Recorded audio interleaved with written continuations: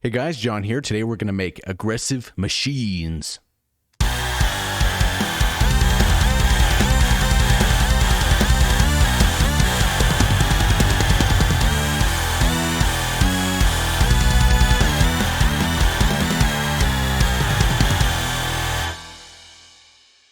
Okay, so let's dive into this patch and go through all these settings here. So first off, we are going to be using some low harmonic protection at -15, and then we're going to be using the first sub, so -6.1 for the volume on there. 3 and 4 are down. Equalizer we're not using, but we are going to be using the harmonic mask for this one at 100% of the mix here. So the first one is going to be all the way at the top, and then the second is going to be -6.7. The third is going to be all the way at the top at 0. The fourth at -7. The fifth at 1. The sixth at -5.9. The seventh at all the way at the top. No 8 all the way at the top for 9. No 10 all the way at the top for 11. And then no 12.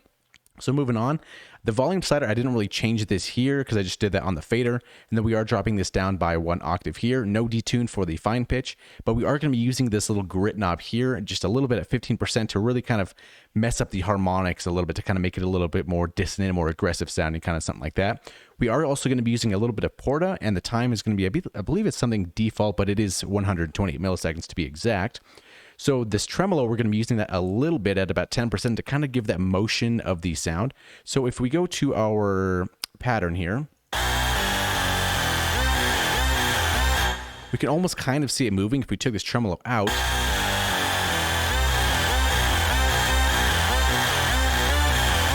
And even at 10%, it kind of just makes it move a little bit, kind of has a little bit of pumping sound to it, which kind of is pretty cool for this patch. Next up, we have the attack at about 33 milliseconds. The decay is all the way up, and then the release is 150 milliseconds.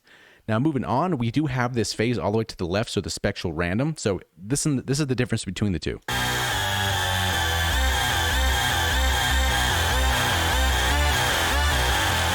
Definitely adds some character to it, kind of, I guess, spectrally randomizes it exactly what it says to do. So it's a cool option for this type of aggressive, dissonant type of sound. Next up, we're not going to be using the filter envelope here, so the amount is going to be at 0, so we can kind of forget about this section here. We're going to be using the crude low pass and a classic resonance, and the width is going to be at 50%, no keyboard tracking or LFO, and the frequency cutoff is at 47%, and the resonance is at 58%. Next up, on Unison, we're just going to be using 2 because the more Unison for this patch you add, you lose a little bit of that clarity to it. So right now we're on 2, so listen how we lose that clarity when we increase this.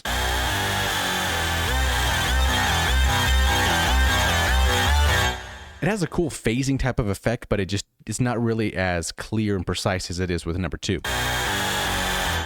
Number 1, kind of, it's clear, but it's very mono, very straightforward, and it doesn't really fill up the field as much.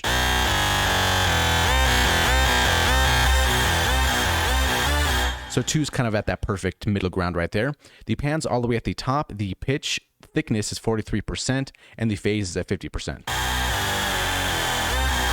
Next up, we're not going to be using any phaser here, so this is all the way down, so we can ignore the phaser, but we are going to be using the harmonizer. The amount's all the way at the top, the width is all the way at the top, and the strength is at 25%, and we're using octave up. So without this, if we brought this amount all the way down and turn it off, still a cool sound for sure, but it doesn't really have the high end to it as well as this would.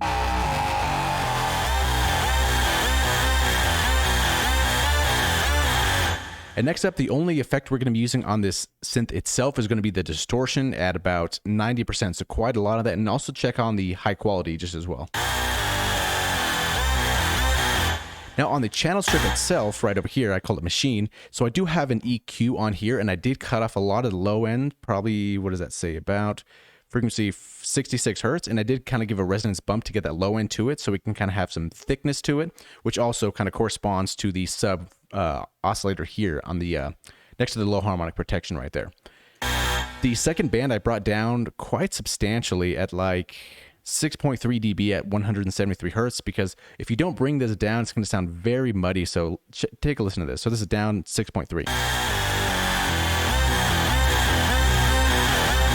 It just instantly clutters that, especially if sound is moving really fast.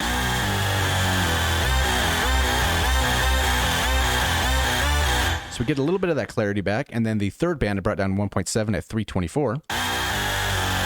Then the rest I kind of just found the right spots, it seems like, to get a little bit of that clarity and crystal clearness of that, and brought that up. And then the seventh band here, I kind of tucked it down just a little bit to get the very high ends off. So without the EQ, it would sound like this. The sound is there, we just have to kind of sculpt it out a little bit.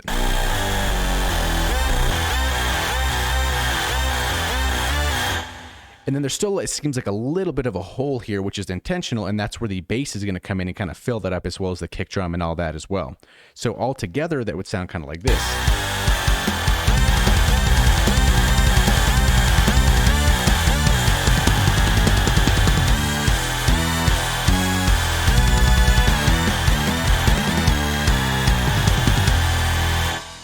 And then last thing on this machine, I do have this sent to a different reverb here externally.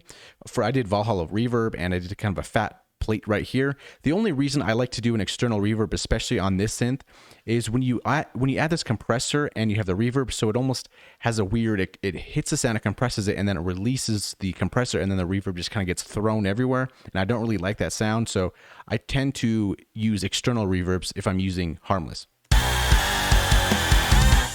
I'll give you a little demonstration of that. So let's turn this verb off right here for a second, and then let's just go to our pattern here. And let's say I have this cathedral, which is kind of a big sound of a reverb, and I turn this up. So do you see how loud that reverb becomes right after the compressor disengages? And it just kind of sounds nasty. I don't really like how that gets processed, so that's why I kind of opt for external reverbs here, so it can kind of have that little clean sound, as opposed to, again, can really destroy the sound. So that's pretty much this in a nutshell. As always, this patch is available for free download in the video description below. So if you'd like to use it, go check it out and download it and have a good time. We'll see you in the next one.